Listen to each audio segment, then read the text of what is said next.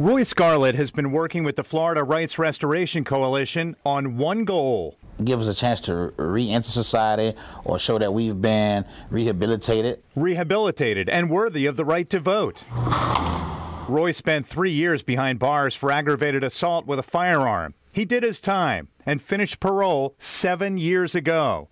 Now he's urging voters to pass Amendment 4, which would give him back his rights. I'm not a career criminal, so why should I be treated as, somebody who has to be penalized for a lifelong time? You didn't give me life in prison, so why do I have to be, chastised out here in the so-called free world for the rest of my life? About 6 million people have been stripped of their voting rights in the U.S. because of felony convictions. In Florida, that's 1.5 million people. Right now, felons must petition the state's clemency board, made up of the cabinet, to regain their rights. It made it extremely unfair.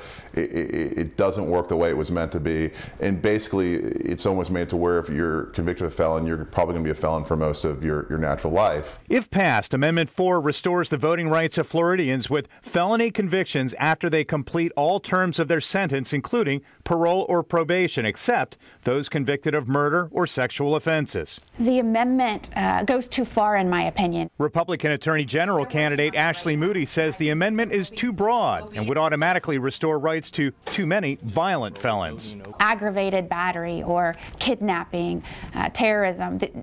None of these things would require a specific case-by-case determination whether or not rights should be restored. They'd automatically be restored. And I think that process, automatic restoration, should be for nonviolent, less serious offenses.